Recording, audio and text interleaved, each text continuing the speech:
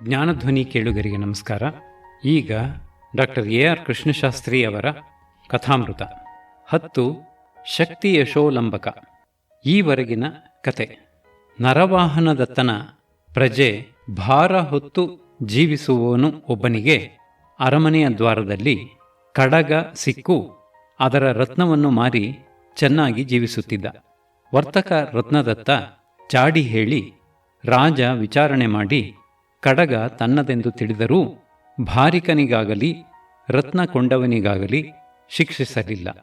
ವಸಂತಕನು ಭದ್ರಘಟದ ಕಥೆ, ಮರುಭೂತಿಯು ಈಶ್ವರವರ್ಮ ಸುಂದರಿಯರ ಕಥೆ, ಗೋಮುಖನು ಕುಮುದಿಕೆಯ ಕಥೆ, ಚಂದ್ರಶ್ರೀ ದುಶ್ಶೀಲೆಯರ ಕಥೆಗಳನ್ನು ಹೇಳಿದರು.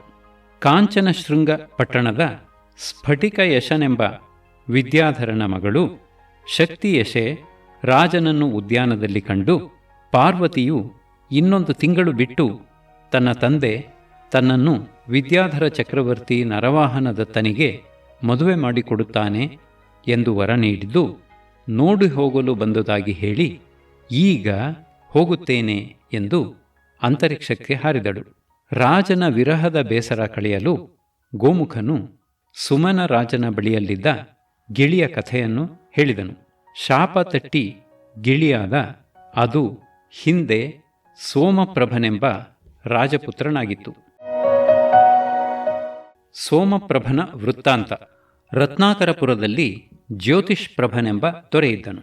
ಅವನು ಈಶ್ವರನನ್ನು ಕುರಿತು ತಪಸ್ಸು ಮಾಡಿ ಹರ್ಷವತಿ ಎಂಬ ತನ್ನ ಹೆಂಡತಿಯಲ್ಲಿ ಒಬ್ಬ ಮಗನನ್ನು ಪಡೆದನು.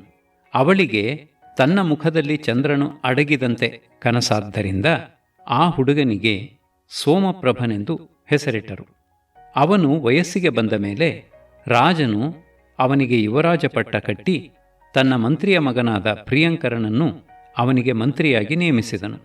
ಆಗ ಇಂದ್ರನ ಸಾರಥಿಯಾದ ಮಾತಲಿಯು ಬಂದು, ನೀನು ಹಿಂದೆ ಇಂದ್ರನಿಗೆ ಸ್ನೇಹಿತನಾಗಿದ್ದ ವಿದ್ಯಾಧರ, ಆ ಸ್ನೇಹದಿಂದ ಇಂದ್ರನು ನಿನಗೆ ಆಶುಶ್ರವಸ್ಸು ಎಂಬ ಈ ಕುದುರೆಯನ್ನು ಕಳುಹಿಸಿಕೊಟ್ಟಿದ್ದಾನೆ. ಇದು ಉಚ್ಚೈಶ್ರವಸ್ಸಿನ ಮರಿ. ಇದನ್ನು ಹತ್ತಿ ಹೋದರೆ ನೀನು ಶತ್ರುಗಳಿಗೆ ಅಜೇಯನಾಗುತ್ತೀಯೆ ಎಂದು ಅದನ್ನು ಒಪ್ಪಿಸಿ ಹೋದನು. ಅದರಂತೆ ಅವನು ಜೈತ್ರಯಾತ್ರೆ ಮಾಡಿಕೊಂಡು ಹಿಂದಿರುಗಿ ಬರುತ್ತಾ ಹಿಮಾಲಯ ಪರ್ವತದ ಹತ್ತಿರ ಬೇಟೆಯಾಡುತ್ತಿದ್ದಾಗ ಒಬ್ಬ ರತ್ನಖಚಿತನಾದ ಕಿನ್ನರನನ್ನು ಕಂಡು ಅವನನ್ನು ಬಹುದೂರ ಅಟ್ಟಿಸಿಕೊಂಡು ಹೋದನು. ಒಂದು ದೊಡ್ಡ ಸರಸ್ಸಿನ ಹತ್ತಿರ ಅಂದಿನ ರಾತ್ರಿಯನ್ನು ಕಳೆಯಬೇಕೆಂದು ತಂಗಲು ಅಲ್ಲಿ ಸಂಗೀತ ಕೇಳಿಬಂತು. ಅದನ್ನು ಹಿಡಿದುಕೊಂಡು ಹೋಗಲು ಒಂದು ಶಿವಲಿಂಗದ ಮುಂದೆ ಹಾಡುತ್ತಿದ್ದ ಒಬ್ಬ ದಿವ್ಯ ಕನ್ಯಕೆಯನ್ನು ಕಂಡನು. ಅವಳೂ ಅವನ ಭವ್ಯಾಕೃತಿಯನ್ನು ನೋಡಿ ಆತಿಥ್ಯ ಮಾಡಿ, ನೀನು ಯಾರು? ಈ ದುರ್ಗಮವಾದ ಪ್ರದೇಶಕ್ಕೆ ಒಬ್ಬನೇ ಹೇಗೆ ಬಂದೆ ಎಂದು ಕೇಳಿದಳು. ಅವನು ತನ್ನ ವೃತ್ತಾಂತವನ್ನು ಹೇಳಿ ಪ್ರತಿಯಾಗಿ ಅವಳ ವೃತ್ತಾಂತವನ್ನು ಕೇಳಿದನು. ಅವಳು ಕಣ್ಣೀರು ಹಾಕುತ್ತಾ ಹೀಗೆಂದಳು. ಮನೋರಥ ಪ್ರಭೆಯ ವೃತ್ತಾಂತ. ಹಿಮಾಲಯ ಪರ್ವತದ ತಪ್ಪಲಲ್ಲಿ ಕಾಂಚನಾಭ ಎಂಬ ಪಟ್ಟಣವಿದೆ. ಅಲ್ಲಿ ಪದ್ಮಕೂಟನೆಂಬ ವಿದ್ಯಾಧರಾಧಿಪತಿ ಇದ್ದಾನೆ. ನಾನು ಅವನ ಮಗಳು. ನನ್ನ ಹೆಸರು ಮನೋರಥ ಪ್ರಭೆ. ನಾನು ವಿದ್ಯಾಪ್ರಭಾವದಿಂದ ನಿತ್ಯವೂ 3 ಗಂಟೆಯ ಹೊತ್ತು ನನ್ನ ಸಖಿಯರೊಡನೆ ಆಶ್ರಮ, ದ್ವೀಪ, ಕುಲಶೈಲ, ವನ, ಉಪವನಗಳನ್ನು ಸುತ್ತಿಕೊಂಡು ಊಟದ ಹೊತ್ತಿಗೆ ಮನೆಗೆ ಹೋಗುತ್ತಿದ್ದೆ. ಒಂದು ಸಾರಿ ಸರಸ್ಸಿನ ಹತ್ತಿರ ಕ್ರೀಡಿಸುತ್ತಿರುವಾಗ ಅದರ ತಡಿಯಲ್ಲಿ ಒಬ್ಬ ಮುನಿಪುತ್ರನನ್ನೂ ಅವನ ಸ್ನೇಹಿತನನ್ನೂ ನೋಡಿದೆ. ಅವನ ರೂಪ ಸಂಪತ್ತನ್ನು ನೋಡಿ ಅವನ ವೃತ್ತಾಂತವನ್ನು ವಿಚಾರಿಸಿದೆ.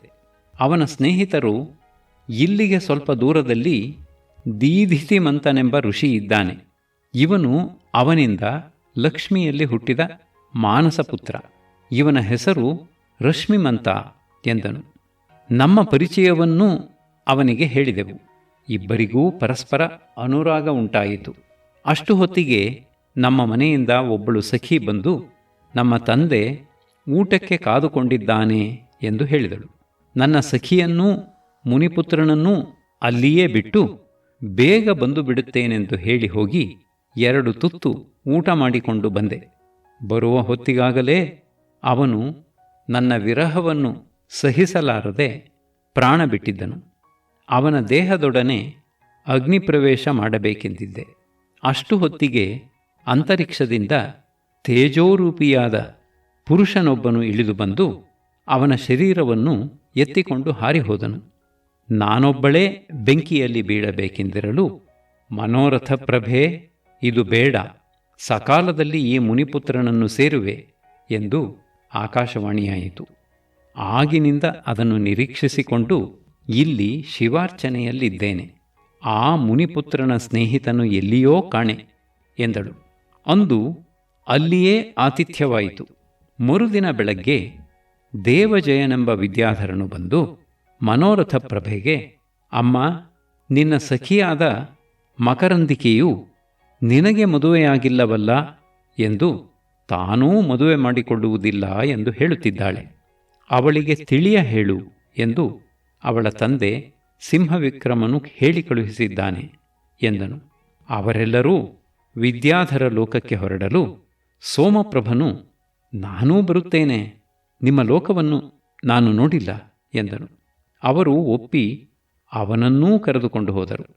ಅಲ್ಲಿ ಮನೋರಥ ಪ್ರಭೆಯು ಮಕರಂದಿಕೆಗೆ, ನಾನು ನನ್ನ ಗಂಡನನ್ನು ವರಿಸಿ ಅವನ ನಿರೀಕ್ಷೆಯಲ್ಲಿದ್ದೇನೆ, ನೀನು ಮದುವೆ ಮಾಡಿಕೋ ಎಂದು ತಿಳಿಯ ಹೇಳಿದಳು.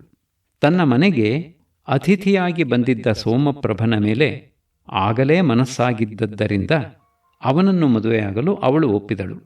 ಮನೋರಥ ಪ್ರಭೆಯು ಆಶ್ರಮಕ್ಕೆ ಹಿಂದಿರುಗುವ ಹೊತ್ತಿಗೆ ಅವನ ಮಂತ್ರಿಯು ಬಂದು ತಂದೆ ಬರ ಹೇಳಿದನೆಂದು ಅವನಿಂದ ಸಂದೇಶ ತಂದಿದ್ದನು. ಆದ್ದರಿಂದ ಅಲ್ಲಿಗೆ ಹೋಗಬೇಕಾಯಿತು. ಅವನ ವಿರಹವನ್ನು ತಾಳಲಾರದೆ ಮಕರಂದಿಕೆಯು ಒದ್ದಾಡುತ್ತಿದ್ದಳು. ತಾಯಿ ತಂದೆಗಳು ಎಷ್ಟು ಹೇಳಿದರೂ ಸಮಾಧಾನವಾಗದ್ದರಿಂದ ಅವರು, ನೀನು ಸ್ವಲ್ಪ ಕಾಲ ಬೇಡರ ಹುಡುಗಿಯಾಗಿ ಅವರ ಮಧ್ಯೆ ಇರು ಎಂದು ಶಪಿಸಿ ತಾವು ಆ ಕೊರಗಿನಲ್ಲಿಯೇ ಪ್ರಾಣ ಬಿಟ್ಟರು. ಆ ವಿದ್ಯಾಧರನು ಈ ಗಿಣಿಯಾದನು. ಅವನ ಹೆಂಡತಿ ಕಾಡು ಹಂದಿಯಾದಳು. ಹಿಂದಿನ ಜನ್ಮದ ತಪಶ್ಶಕ್ತಿಯಿಂದ ಈ ಗಿಣಿ ಆಗ ಕಲಿತಿದ್ದ ವಿದ್ಯೆಯನ್ನು ಮರೆಯದೇ ಇದೆ. ಈ ವಿಚಿತ್ರವಾದ ಕರ್ಮಗತಿಯನ್ನು ನೋಡಿ ನನಗೆ ನಗು ಬಂತು. ಈ ಕಥೆಯನ್ನು ಇಂದು ರಾಜಸಭೆಯಲ್ಲಿ ಹೇಳಿದಾಗ ಶಾಪ ವಿಮೋಚನೆ ಆಗುತ್ತದೆ. ಸೋಮಪ್ರಭನು ನಿಷಾದಿಯಾದ ಮಕರಂದಿಕೆಯನ್ನು ಮದುವೆಯಾಗುತ್ತಾನೆ. ಮನೋರಥ ಪ್ರಭೆಯೂ ರಾಜನಾಗಿ ಹುಟ್ಟಿರುವ ರಶ್ಮಿಮಂತನನ್ನು ಪಡೆಯುತ್ತಾಳೆ ಎಂದು ಪುಲಸ್ತ್ಯ ಋಷಿಯು ಗಿಣಿಯ ವೃತ್ತಾಂತವನ್ನು ಹೇಳಿದನು. ಅದನ್ನು ಕೇಳಿ ನನಗೆ ಜಾತಿಸ್ಮರತ್ವ ಉಂಟಾಯಿತು. ಮರೀಚಿ ಮುನಿಯು ನನ್ನನ್ನು ಸಾಕುತ್ತಿದ್ದನು. ರೆಕ್ಕೆ ಬಲಿತ ಮೇಲೆ ಅಲ್ಲಿ ಇಲ್ಲಿ ಹಾರಾಡುತ್ತಾ ನಾನು ಬೇಡನ ಕೈಗೆ ಬಿದ್ದೆ. ಅಲ್ಲಿಂದ ಇಲ್ಲಿಗೆ ಬಂದೆ.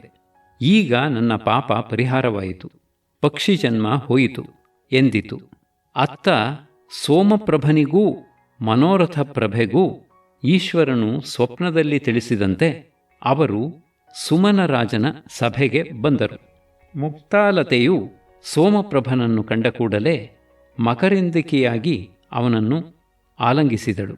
ಸುಮನರಾಜನು ಮನೋರಥ ಪ್ರಭೆಯನ್ನು ನೋಡಿದ ಕೂಡಲೇ ಆಕಾಶದಿಂದ ಬಿದ್ದ ಪೂರ್ವದೇಹವನ್ನು ಹೊಕ್ಕು ಮುನಿಪುತ್ರನಾದ ರಶ್ಮಿಮಂತನಾಗಿ ಅವಳೊಡನೆ ತನ್ನ ಆಶ್ರಮಕ್ಕೆ ಹೋದನು. ಸೋಮಪ್ರಭನು ತನ್ನ ಹೆಂಡತಿಯನ್ನು ಕರೆದುಕೊಂಡು ತನ್ನ ಊರಿಗೆ ಹೋದನು. ಗಿಣಿಯು ತಪಸ್ಸಿನಿಂದ ಬಂದಿದ್ದ ಪುಣ್ಯಲೋಕಕ್ಕೆ ಹೋಯಿತು. ಹೀಗೆ ಎಷ್ಟೆಷ್ಟೋ ದೂರವಿದ್ದರೂ ಪ್ರಾಣಿಗಳು ಪರಸ್ಪರ ಸೇರಬೇಕೆಂಬುದು ನಿಯತವಾಗಿದ್ದರೆ ಅವಶ್ಯವಾಗಿ ಸೇರಿಯೇ ಸೇರುತ್ತಾರೆ.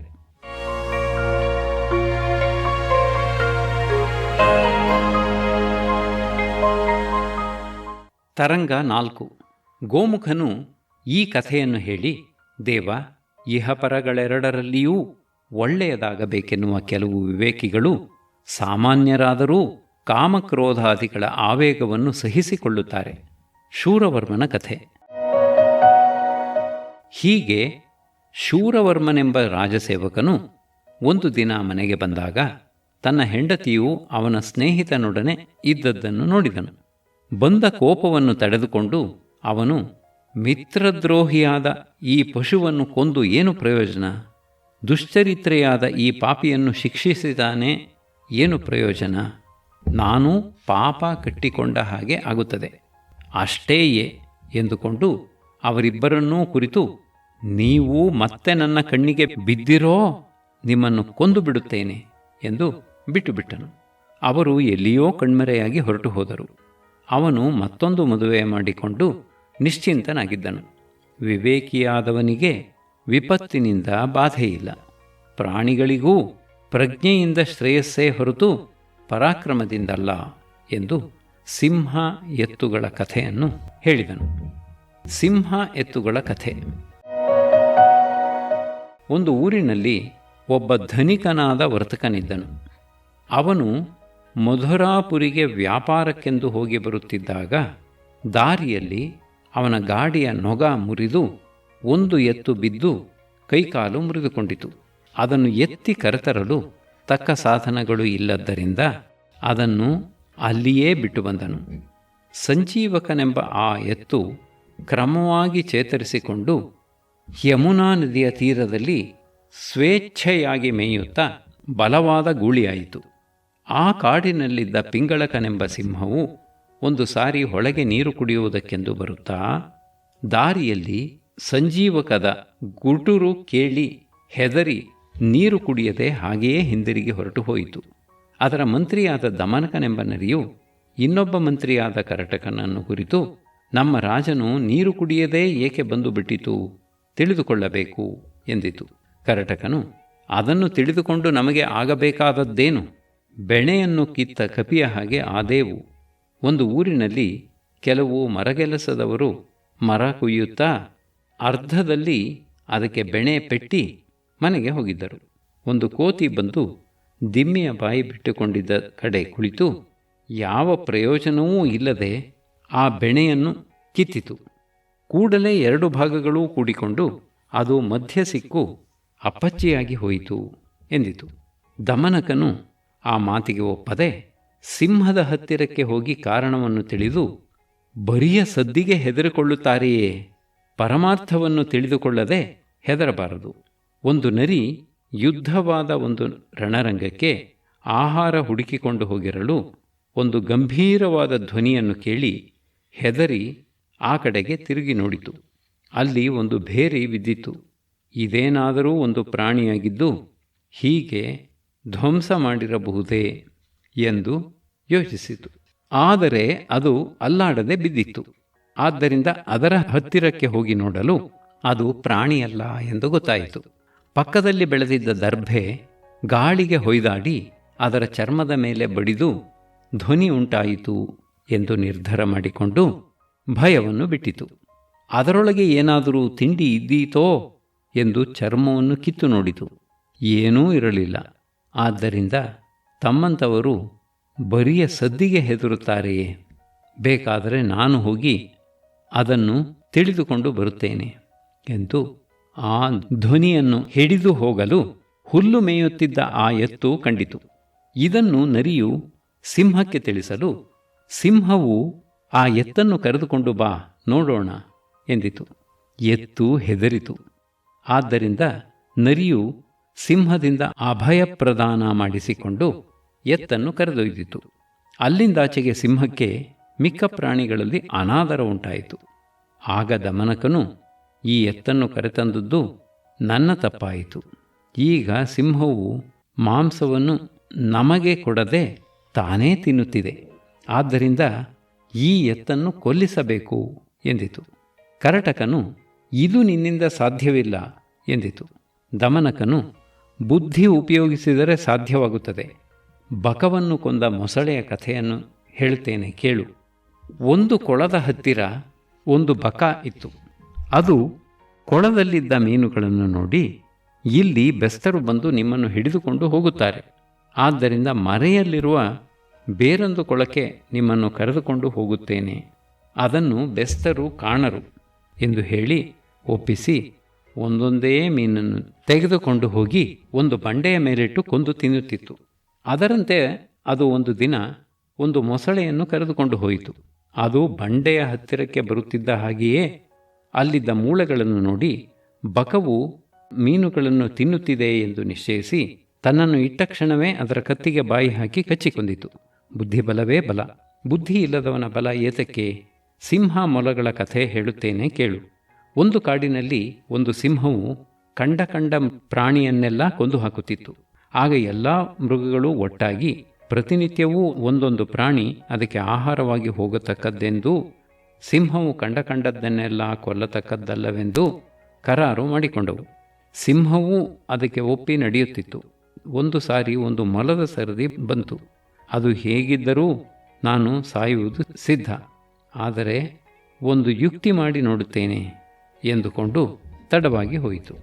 ಸಿಂಹವು ಏಕೆ ಇಷ್ಟು ತಡ ಮಾಡಿಕೊಂಡು ಬಂದೆ ಎಂದು ಕೇಳಲು ಮೊಲವು, ದೇವ, ಇದು ನನ್ನ ತಪ್ಪಲ್ಲ. ದಾರಿಯಲ್ಲಿ ಇನ್ನೊಂದು ಸಿಂಹವು ನನ್ನನ್ನು ತಡೆದು ನಿಲ್ಲಿಸಿದ್ದರಿಂದ ಹೊತ್ತಾಯಿತು ಎಂದಿತು. ಸಿಂಹವು ರೇಗಿ, ಆ ಮತ್ತೊಂದು ಸಿಂಹ ಯಾವುದು ತೋರಿಸು ಎಂದು ಗರ್ಜಿಸಿತು. ಆಗ ಮೊಲವು ಅದನ್ನು ಒಂದು ಬಾವಿಯ ಹತ್ತಿರಕ್ಕೆ ಕರೆದುಕೊಂಡು ಹೋಗಿ, ಇದರೊಳಗೆ ನೋಡು ಎಂದಿತು.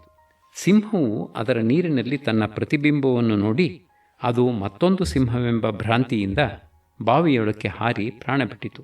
ಆದ್ದರಿಂದ ಬುದ್ಧಿ ಉಪಯೋಗಿಸಿ ಇದನ್ನು ನಾನು ಸಾಧಿಸುತ್ತೇನೆ ಎಂದು ಸಿಂಹದ ಹತ್ತಿರಕ್ಕೆ ಹೋಗಿ, ಸಂಜೀವಿಕನು ಸಿಂಹವನ್ನು ಕೊಂದು ಅದರ ರಾಜ್ಯವನ್ನು ಅಪಹರಿಸಬೇಕೆಂದಿದೆ ಎಂದು ಹೇಳಿತು. ನಾನು ಹುಲ್ಲು ತಿನ್ನುವವನು, ನಾನು ರಾಜನಾದರೆ ನಿಮಗೆ ಭಯವಿಲ್ಲ. ಈ ಸಿಂಹವು ಮಾಂಸಾಹಾರಿ ಎಂದು ಮೃಗಗಳಲ್ಲಿ ಪ್ರಚಾರ ಮಾಡುತ್ತಿದೆ ಎಂದಿತು. ಸಿಂಹವು, ಈ ಹುಲ್ಲು ತಿನ್ನುವ ಎತ್ತು ನನ್ನನ್ನೇನು ಮಾಡೀತು, ಆದರೆ ನಾನು ಅದಕ್ಕೆ ಅಭಯ ಕೊಟ್ಟಿದ್ದೇನಲ್ಲ, ಅದನ್ನು ಹೇಗೆ ಕೊಲ್ಲಲಿ ಎಂದಿತು. ದಮನಕನು, ಆ ದ್ರೋಹಿಯಲ್ಲಿ ಸ್ನೇಹವೆಂಥದು, ಅದರ ಶರಣಾಗತಿಯೂ ಇಲ್ಲ, ನಿನ್ನ ಅಭಯ ಪ್ರದಾನವೂ ಇಲ್ಲ. ಅಲ್ಲದೆ ಅದು ನಿನ್ನ ಹತ್ತಿರವಿದ್ದರೆ ಅದರ ಮಲಮೂತ್ರಗಳಿಂದ ಕ್ರಿಮಿಕೀಟಗಳು ಉತ್ಪನ್ನವಾಗಿ ಅವು ಮದಗಜಗಳು ತಿವಿದು ನಿನ್ನ ಮೈಯಲ್ಲಿ ಆಗಿರುವ ಹುಣ್ಣುಗಳೊಳಗೆ ಹೋದರೆ ಏನು ಗತಿ? ಉಪಾಯವಾಗಿಯೇ ನಿನ್ನನ್ನು ಕೊಂದಂತಾಗುತ್ತದೆ. ದುಷ್ಟನು ತಾನೇ ಕೇಡು ಮಾಡದಿದ್ದರೂ ಅವನ ಸಹವಾಸದಿಂದ ಕೇಡಾಗಬಹುದು.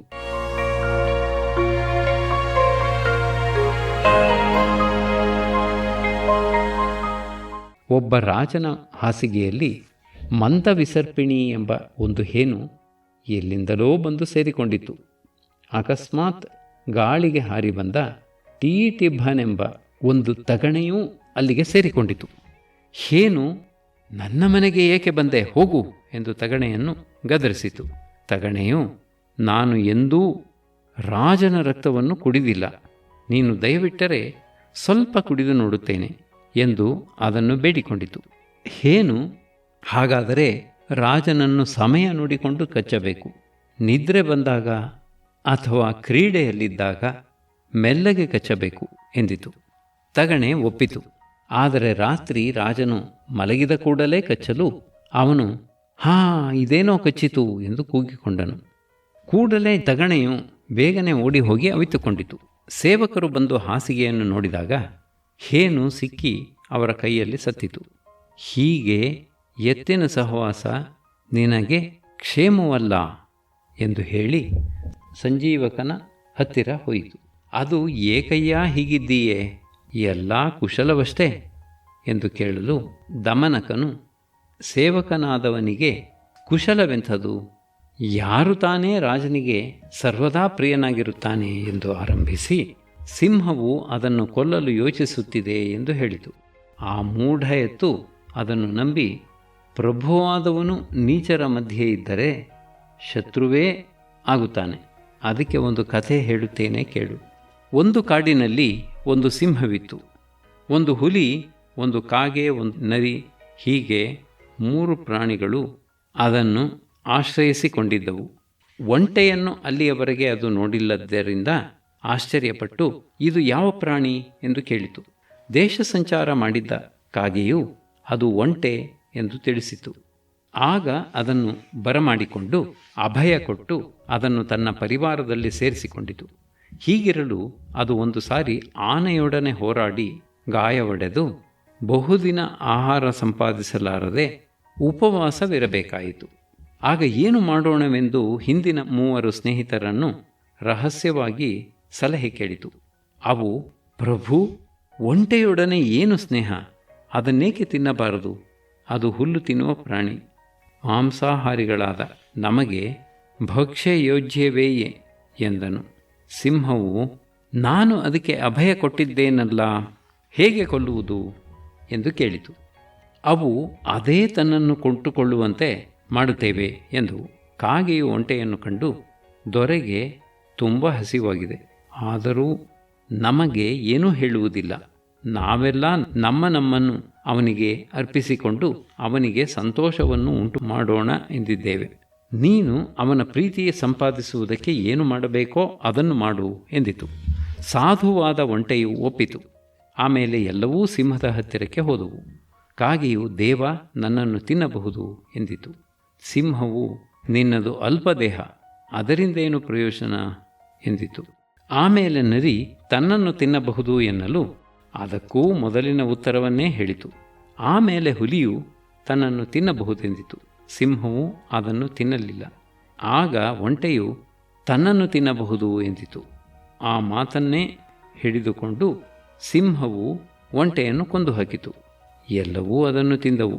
ಹೀಗೆ ಯಾರೋ ನನ್ನ ಮೇಲೆ ದೂರು ಹೇಳಿದ್ದಾರೆ, ಆದ್ದರಿಂದ ನನ್ನ ಮೇಲೆ ರಾಜನಿಗೆ ವೈರ ಉಂಟಾಗಿದೆ.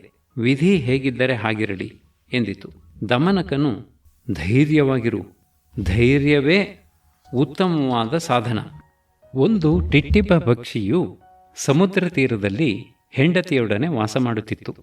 ಹೆಣ್ಣು ಗಬ್ಬವಾಗಿ, ಇನ್ನೆಲ್ಲಾದರೂ ಹೋಗೋಣ, ಇಲ್ಲಿಯೇ ಇದ್ದರೆ ಸಮುದ್ರದ ಅಲೆಗಳು ನನ್ನ ಮೊಟ್ಟೆಗಳನ್ನು ಕೊಚ್ಚಿಕೊಂಡು ಹೋದಾವು ಎಂದಿತು.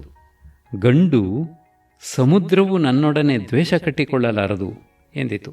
ಹೆಣ್ಣು, ಸಮುದ್ರಕ್ಕೆ ನೀನು ಸಾಟಿಯೇ, ಹಿತವಾದದ್ದನ್ನು ಕೇಳದಿದ್ದರೆ ವಿನಾಶ ಒದಗುತ್ತದೆ. ಕಂಬುಗ್ರೀವನೆಂಬ ಆಮೆಗೆ ವಿಕಟ, ಸಂಕಟ ಎಂಬ 2 ಹಂಸಪಕ್ಷಿಗಳು ಸ್ನೇಹಿತರಾಗಿದ್ದವು. ಅವು ಇದ್ದ ಕೊಳದಲ್ಲಿ ನೀರು ಕಡಿಮೆಯಾಗಲು ಹಂಸಗಳು ಬೇರೆ ಕೊಳಕ್ಕೆ ಹೊರಟವು. ಆಮೆಯು ತಾನೂ ಅವುಗಳೊಡನೆ ಬರುತ್ತೇನೆ ಎಂದಿತು. ಅವು, ನಾವು ಹೋಗುವ ಕೊಳ ತುಂಬ ದೂರ, ನೀನೂ ಬರುವುದಾದರೆ ನಾವು ಹೇಳಿದ ಹಾಗೆ ಕೇಳಬೇಕು. ನೀನು ಒಂದು ಕೋಲನ್ನು ಕಚ್ಚಿಕೋ, ನಾವು ಇಬ್ಬರೂ ಅದರ 2 ತುದಿಗಳನ್ನು ಕಚ್ಚಿಕೊಂಡು ಹಾರುತ್ತೇವೆ. ನೀನು ಮಧ್ಯೆ ಒಂದು ಮಾತೂ ಆಡದೆ ಬರಬೇಕು. ಮಾತಾಡಿದರೆ ಬಿದ್ದು ಸತ್ತು ಹೋಗುತ್ತೀಯೇ ಎಂದುವು. ಆಮೆಯು ಹಾಗೆಯೇ ಆಗಲಿ ಎಂದಿತು. ಅವು ಅದನ್ನು ಅಂತರಿಕ್ಷದಲ್ಲಿ ಕರೆದುಕೊಂಡು ಹೋಗುತ್ತಿದ್ದವು. ಕೊಳವು ಇನ್ನೇನು ಸ್ವಲ್ಪ ದೂರವಿದೆ ಎನ್ನುವಾಗ ಅಲ್ಲಿದ್ದ ಒಂದು ಊರಿನ ಜನರು, ಹಂಸಗಳು ಏನನ್ನೋ ಹೊತ್ತುಕೊಂಡು ಹೋಗುತ್ತಿವೆ, ಈ ವಿಚಿತ್ರವನ್ನು ನೋಡಿ ಬನ್ನಿ ಎಂದು ಗುಂಪು ಸೇರಿದರು. ಆಮೆಯು ಕುತೂಹಲದಿಂದ, ಇದೇನು ಗದ್ದಲ ಎಂದು ಹಂಸಗಳನ್ನು ಕೇಳಲು ಬಾಯಿಬಿಟ್ಟಿತು. ಕೂಡಲೇ ಕೆಳಗೆ ಬಿದ್ದು ಸತ್ತು ಹೋಯಿತು. ಹೀಗೆ ಹಿತವಾದ ಮಾತನ್ನು ಕೇಳಬೇಕು, ಇಲ್ಲದಿದ್ದರೆ ಕೇಡು ಸಂಭವಿಸುತ್ತದೆ ಎಂದಿತು.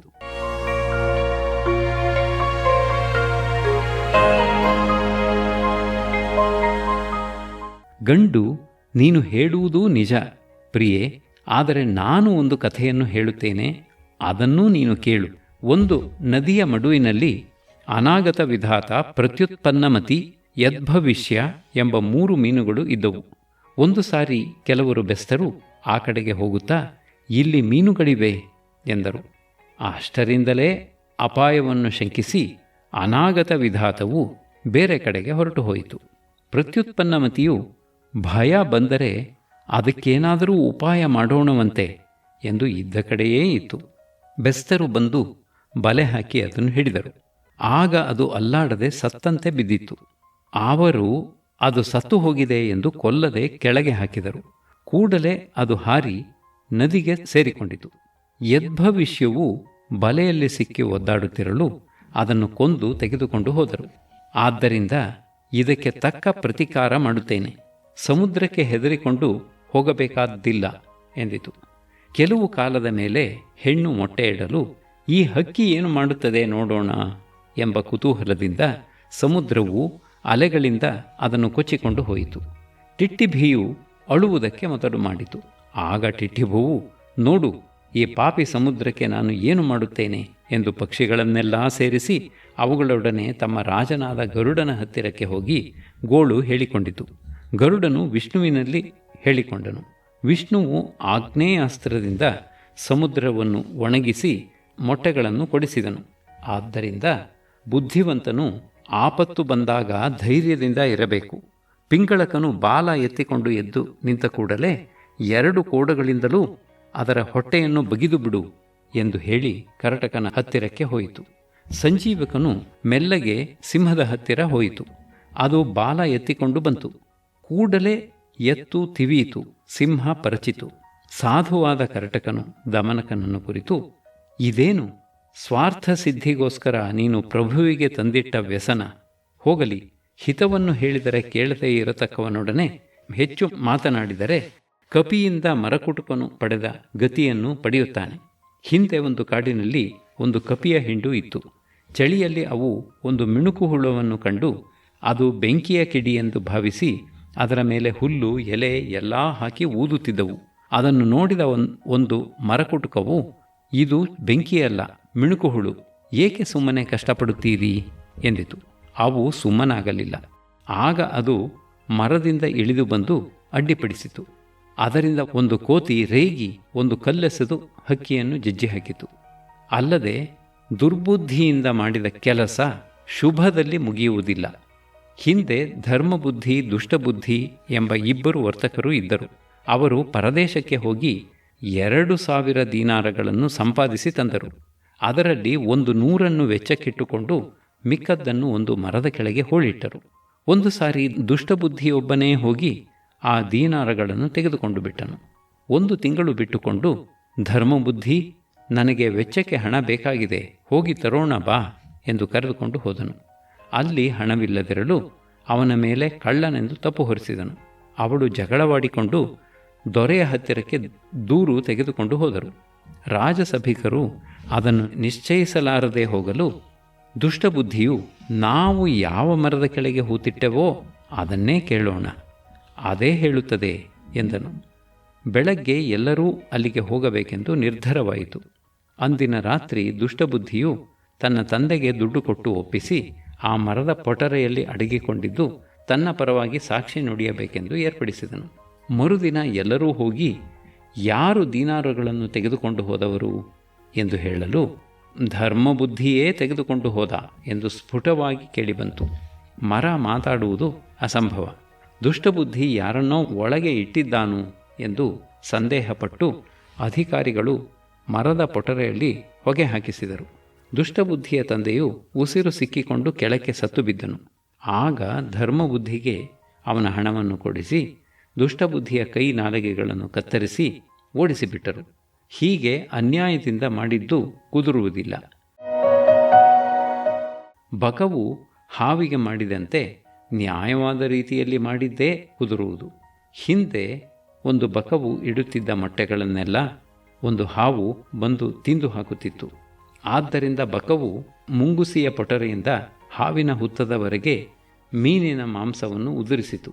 ಮುಂಗುಸಿಯು ಹೊರಕ್ಕೆ ಬಂದು ಮಾಂಸವನ್ನೇ ಅನುಸರಿಸಿ ಹೋಗುತ್ತಾ ಬಿಲವನ್ನು ಕಂಡು ಅದರೊಳಗೆ ನುಗ್ಗಿ ಹಾವನ್ನೂ ಅದರ ಮರಿಗಳನ್ನು ಕೊಂದು ಹಾಕಿತು. ಹೀಗೆ ಕೆಲಸವನ್ನು ಉಪಾಯವಾಗಿ ಸಾಧಿಸಿಕೊಳ್ಳಬೇಕು. ಅದಕ್ಕೆ ಇನ್ನೊಂದು ಕತೆ ಹೇಳುತ್ತೇನೆ, ಕೇಳು. ಒಬ್ಬ ವರ್ತಕನಿಗೆ ಕಬ್ಬಿಣದ ಒಂದು ಭಾರಿಯ ಚಿಂತಾಲು ತಂದೆಯ ಆಸ್ತಿಯಾಗಿ ದೊರೆತಿತ್ತು.